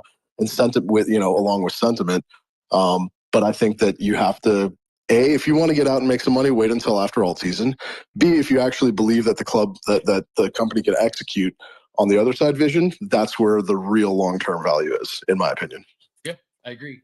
But to emphasize long-term, it's a long-term vision. It's even with the excitement of Amazon, and did we see a little pump in deeds when they announced that? Yes, but for that to really come to fruition, it's not Thursday. Like, Thursday's just the beginning. It is years in the making for that to really start popping off, where you can start seeing any sort of value accrue. By the way, getting some love in the chat. I Can't Trade, who's been dropping a lot of alpha and charting and had been really running about as pure as possible in terms of macro and micro takes on the market here recently. Just double tapping, agreeing with everything you said. So we had a new guest on stage. Let's go Machiavelli. Let's get Machiavelli in here first, and then we'll introduce. We'll get to meet Dane. Machiavelli, go ahead. Yo, GM guys. With this, I think we're about to see that culmination. Like, people aren't coming in to buy the assets or just become a part of the club, and like y'all were saying earlier and stuff like that. But like, they're literally setting up every piece of the puzzle. And then as people come in and they explore the other side, I think that's what's going to make the difference. I think once the Bored Ape Yacht Club anime drops, like, all these things are culminating. It's like they're building the perfect stew right now. And I think it'll be a while, but we will see a rise in the asset price and stuff like that, because you will get new collectors, you will get new individuals who will see the apes running around the other side, and they're going to want to partake, or they're going to want to buy a mutant. I think there's an endless road to possibilities here that we're really opening up, and how we drive down that road is going to be up to us as creators, as builders. But the club is definitely paving the road right now. And I just think that that's important to the foundation of what we have going on with this thing of ours. Yeah, no, well said. I agree. Let them cook, as the kids would say. Dane, GM, welcome to the stage. First time caller, I believe. Welcome. What brought you up this morning? Indeed. Look, Dane Hammer, engineer and co-founder of a AI blockchain company. I don't know why, but it seems that there's obviously a lot of chat around Bored Apes at the moment, and it's like I couldn't help but want to say something, because all I'm really hearing at the moment is noise, and it's distracting from the long-term gains. Just in the last 9 months, we've seen adoption through AI that we've never ever experienced in this space. I've been around since 2017. Worked with Yuga on a couple of collaborations, and the one thing that we've been waiting on is the killer use case for crypto or blockchain or digital assets, and AI in the form of agents have fully delivered on that use case. AI is blockchain's killer use case, and we're just seeing that happening. The explosion of digital assets, the conversion between crypto and fintech. I just came back from Singapore a while ago. I was in London. The whole of October was, digital asset, Web3 crypto month, and it's frightening, the adoption that we've got. And with that, I think it's a matter of just hold. We need to be big boys. We can't start screaming and crying every time the price goes down, and it's frustrating for everyone else, because the more noise, the more crying, the more screaming, it just makes everyone else's job much harder. We hold. We came into the space understanding the volatility and the ups and downs, and if we can't handle it, then maybe it's not for the people who are crying. But So yeah, I was just compelled, and I fully agree with what Malik was saying. And yeah, I think you guys, have a valuable asset in Bored Ape. It's just, we're all waiting for the adoption, and it's happening. So just zoom out, hold, and put your big boy pants on. It's fair. I don't notice if anyone's crying or screaming necessarily, just rather just very matter of fact discussing the reason to answer your question why so much talk about Bored Apes this morning and this week is they just came out of Ape Fest, their big annual event, and they had several major announcements, including but not limited to partnerships with Amazon and launching an anime series and opening a clubhouse, which has been highly long anticipated. I think the discussion is around, despite all the positive news and the big announcements, the market did not respond in kind like it has previously, and it's not just related to apes; it's related to all NFTs. So I don't disagree with you that AI is a incredible use case of blockchain. Discussion this morning primarily centering around NFTs, and it's not that people are crying or complaining. It's just what are these and what will it ever change? And I think as far as like value accrual, because the news coming out of, and it's not just apes, like Doodles just announced a partnership with Universal. Pudgy's just announced a partnership with Kung Fu Panda. Like these are major deals that, to your point, like it should be bringing the people in, like it should be leading to adoption. I think the conversation is it's not yet. May it in the future? Possibly, but right now it's not leading to adoption as far as those new users or new viewers or new customers. They're not finding themselves down the funnel to the actual underlying asset. In the case of the NFTs, they may watch an animated short, or they may watch a series, or they may go buy a toy. They're not buying the underlying asset. And I think that's at the crux of the conversation. It's not crying or complaining. At one point, there was a wave of people that onboarded into this space, many of us here, and that has all but been cut off as of late. And so the conversations around what, if anything, could change that. And I think that's again, that's the crux of the conversation, is just very matter of fact talking markets and what we're seeing in the market following major announcements that should be onboarding new users. It may be to the brand, it may be driving more brand awareness. It's not bringing anyone into the NFT collections for the most part. Yeah, and I 100% agree. And I don't think we'll see that adoption until we have, first and foremost, digital assets scaling. The Genius Act is essentially kind of legalized tokens. So you can now buy a fully SEC regulated token from your mobile phone, with Apple Pay or Google Pay. That's enormous. In terms of retail adoption, that's kind of the thing that we've been wanting and waiting for, but it's just happened.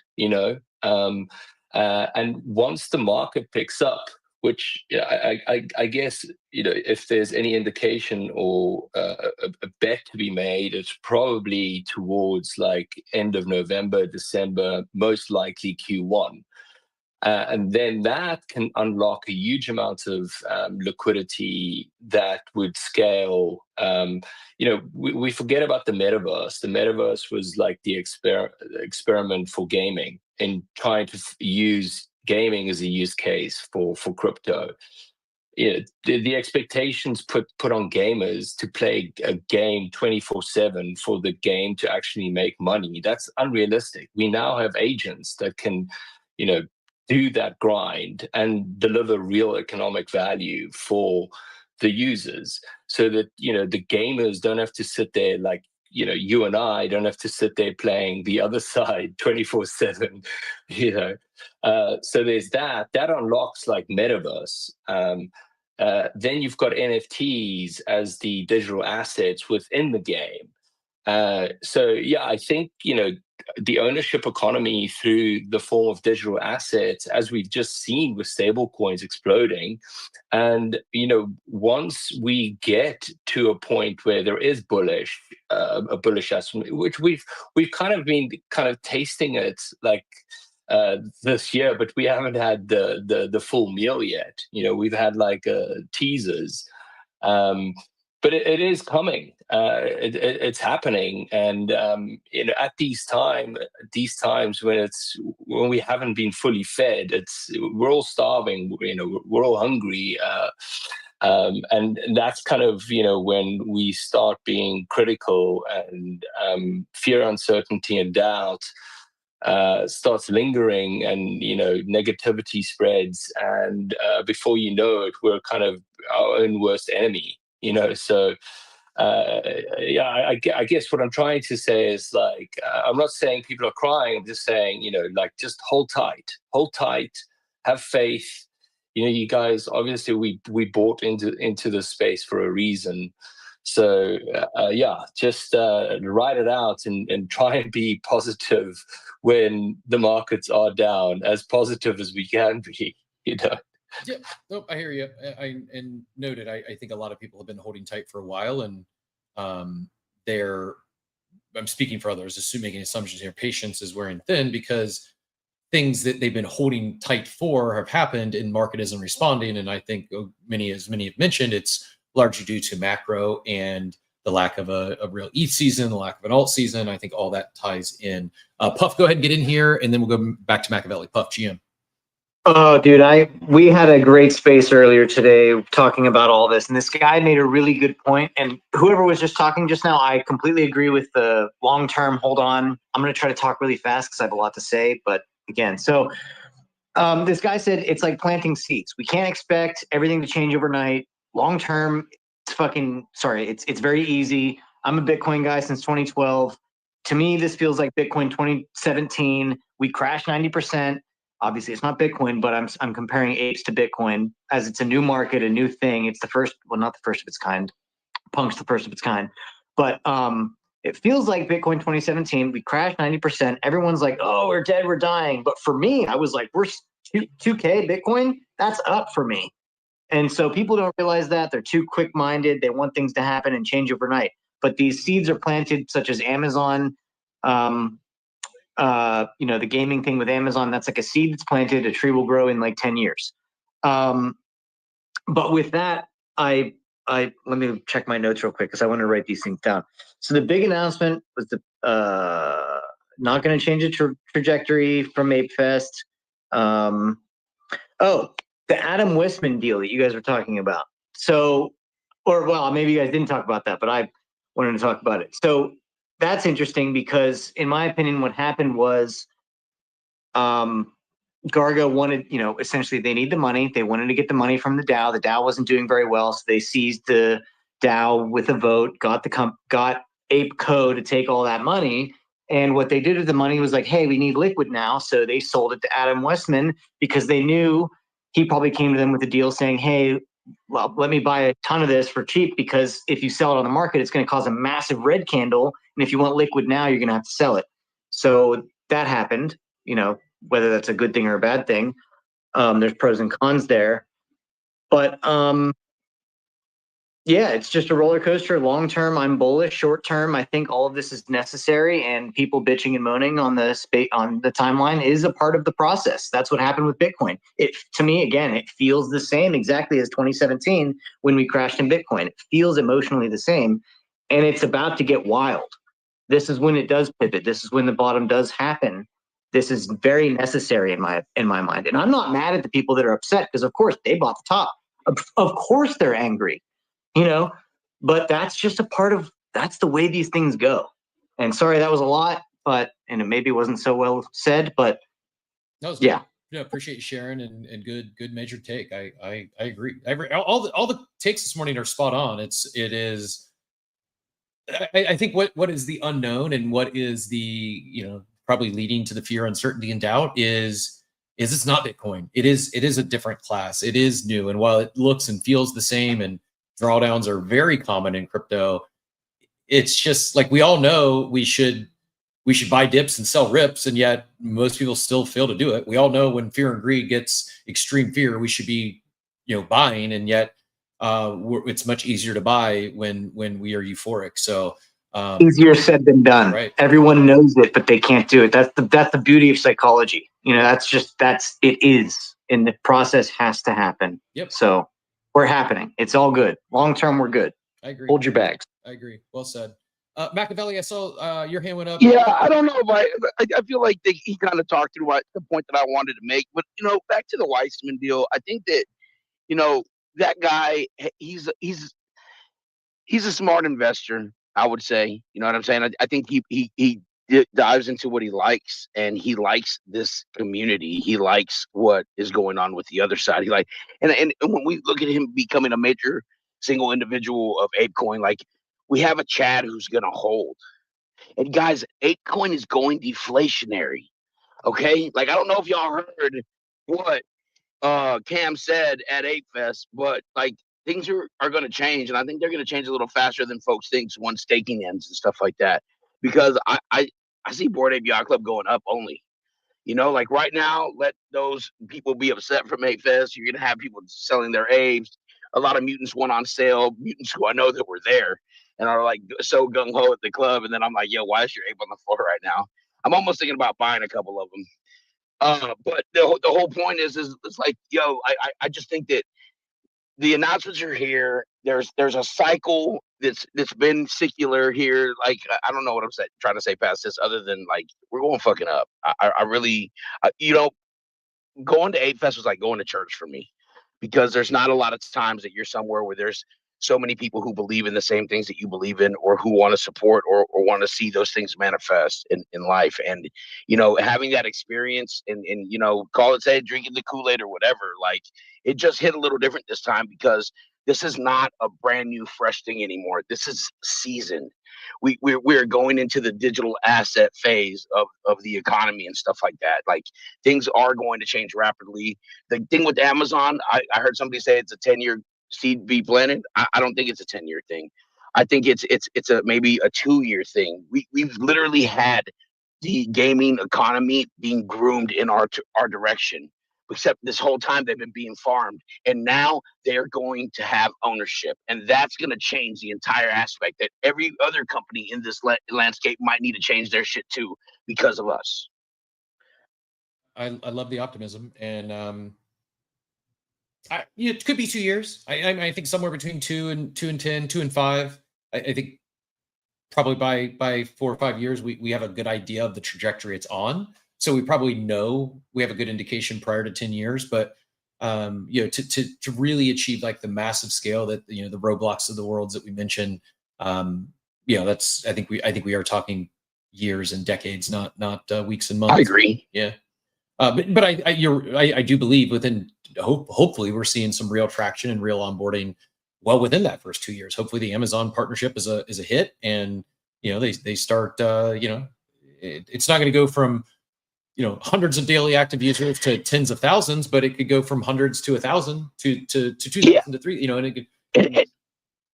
Gab, I want to say also, like, think about if you're a founder on ApeChain right now and you have an avatar that just hit the other side. Like, what are you doing to prepare yourself to market your product in front of these other people? Because you're going to have an opportunity every day once the Nexus opens up. You're going to have an opportunity to show off what this collection is, what your IP is, you know what I'm saying, and bring this kind of full frontal and circular. And maybe you're right, it's only 1,000 people at first.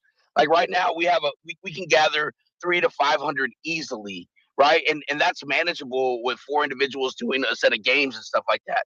Imagine when that is 1,000. Things ramp up right quickly, and the landscape changes automatically. But there's new tools and processes available for us in order to like encapsulate that and flow through it. So I don't know. I really feel like, this is like the precipice, and we're about to take off. Yeah, I think you got me. Something you said there made me think of like a major event that drives participation, that drives audience. I've played Fortnite certainly, but I wasn't around, like I was early days. And I was trying to think like what was their first major event, first major kickoff. I remember the Travis Scott thing being the first major brain's thing gonna that we participated in Fortnite. That's where I was going to go. Travis Scott. I did a Google search for first major events, and it talks about something called Blast Off rocket launch event in 2018. But first one I can remember from an outsider was that Travis Scott event. And maybe we see something like that with Amazon. Is there some big major event that brings in and someone mentioned earlier, I think it was Von Frunten talked about how they did a great job at the top of funnel with Complex Hunt. I agree. I think they did a phenomenal job there. They got thousands, maybe tens of thousands of new people onboarded on chain. That's awesome. What about the Snoop Dogg avatars that are fixing to drop? Don't we have to register by the day? Yeah, maybe. I don't necessarily see that. Don't know a bunch, because I think his audience, his base is already those that would be interested or intrigued by that. I think mostly are here. Certainly they might buy the new drop, but I don't know as if that will be a major onboarding event per se. But it's definitely possible that something over the next couple of years is a major event that brings a lot of eyeballs, a lot of attention, and the percentages people stick. They have fun and they stick around. Puff, go ahead and get back in here, and then we'll probably start to wind things down. Appreciate everyone who tuned in. Appreciate everyone who added to the conversation. If you've not yet done so, go smash that reminder up top all the way to the right. Speaking of Amazon, no promises I need to confirm, but we are going to get someone from the Amazon team on here possibly as early as tomorrow. So if you've not yet hit that reminder for tomorrow's show, it's up top all the way to the right. Go smash that reminder in the carousel. Would greatly appreciate it. And Puff, go ahead and get back in here. Yo, so the thing with the Amazon gaming thing, so I game a lot. I'm a big gamer, all that stuff. My friends are gamers. We're super nerds. That's why I got into Bitcoin in 2012. But anyways, the Amazon thing, I think it's like a smoke and mirror effect, because I don't know this, correct me if I'm wrong, but is it just a branch? It's Amazon Gaming. It's not actually like the main Amazon. Like, where is this billboard going to be put up? Billboard, but you know what I mean? Yeah, the advertisement. So it is Amazon Gaming, but it's a division just like right. Like Prime. Exactly. Amazon, I've never heard of Amazon Gaming. Mm-hmm. I've never played a game on Amazon. And I'm not trying to be negative. I want apes to be, I want to make money, right? I want my ape to go up. It's just I'm trying to be real. Like, who in gaming knows about that? Or even what games are there on there? Like, I don't know anything about this. So I think it's a smoke and mirror effect, and that's why it's not that big of a deal right now. But it is the seed that if something does occur, that if Fortnite goes on there or whatever the hell happens, maybe it'll be something bigger in the future. And it's a good thing, but it's not a splash right now. I agree. It's a wedge. It gets their foot in the door, and while it's not on Amazon.com's main page, it's one degree separation from that, right? And I think the relationship with Amazon is a positive one. We'll hear it more from them, what their vision is of Amazon Gaming. And I think I said this the other day, but like from a other side perspective, and knowing you want to grow distribution, you want to get more eyeballs, it's like, where do you go? I guess you could go to Stream. You could go to Netflix Gaming. You could go to Amazon Gaming. And as far as like distribution channels that have hundreds of millions of customers, I think it's fine. It's just, to your point, it's not going to be a next week there's going to be thousands of new users from Amazon Gaming, because it's not. Did you say Steam? Yeah. Oh, okay, cool. Yeah. Just making sure that's what he said. Sorry. I might have said Stream, but I meant Steam. Yeah, no, you said Stream. I was like, I don't know. Yeah, like streamers, but yeah, Steam. If it was on Steam, dude, that would be massive. Sorry, I keep swearing, but that would be huge. That would be a big one. Then my actual IRL friends would be like, what's this new what's this game? And that gets clicks. I don't know anybody that's gaming on Amazon. And again, I'm not being negative. I'm just being real. It's a good thing we're on Amazon. It's not a bad thing, but it's not going to change the ball, right? It's not going to move the ball right now. Yeah. And it might later. Like you, I'm not an Amazon gamer. I think it's more of your casual games, right? More of like your very simple browser, mobile friendly games, similar to what Netflix has. And I think it's a starting point. It's a good starting point. It's a good partner, and one that my speculation is it leads to deeper relationships with Amazon proper, Amazon Prime Video. This anime series, I would be shocked if it launches anywhere else other than like I would be shocked if it goes to Netflix over Amazon, assuming they get it with a streaming partner. I think that's these are all good things, they're all positive things. To your point, by themselves, the announcement of this, it isn't necessarily something that is going to drive new buyers of the underlying assets. Like in 2021, it might have drove speculation, but the actual, it's a top of funnel move, but the actual onboarding mechanisms, the onboarding activations, they haven't occurred yet. And when they do, maybe they're mildly successful, maybe they're massively successful, maybe they flop. We don't know, but it's a good thing. I salute the team. I think it's awesome that they landed this deal. I think it's no one else in the space for that matter has been able to pull something like this off. And I think these are all wins. Like they're minting an asset with Amazon on Thursday. Like that's pretty big. The space would be going. Bro, we put Amazon on A-Chain, yo. Listen, the Glyph wallets and Apple Pay or A-Pay are going to be available through Glyph on Amazon. Like we're putting Amazon on A-Chain. That's a huge fucking deal. It is. Yeah, space would be complete pandemonium if this was announced in 2021 or 2022. And I think that's kind of the to summarize the conversation, like good moves. The title, a little bit hyperbole, can anything save NFTs? They're not dying. They're not going anywhere. It's just when you talk about the market, we need two things for a number to go up. One would be more market participants, or two, the current market participants get flushed with new liquidity.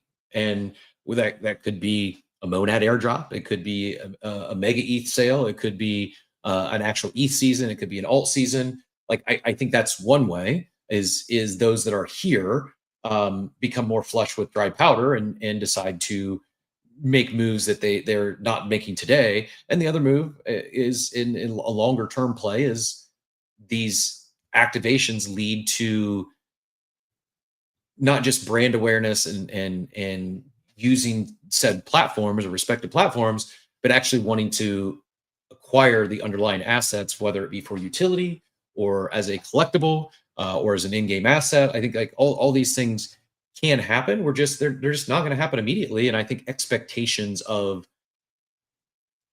anything pumping on an announcement are probably a miss. Like outside of a short-term, there's going to be a token allocation, there's going to be a token claim for this asset in the next 30 to 60 days. Outside of that, I think most announcements are probably going to lead to sell-offs because it's not free magical internet money. And there's a lot of people, it doesn't take many either. It's 100 people could tank a floor of a collection, especially when you factor in so many loans out there currently. So anytime you start seeing a dip in floor price, it often leads to cascading liquidations and then more fear in the market.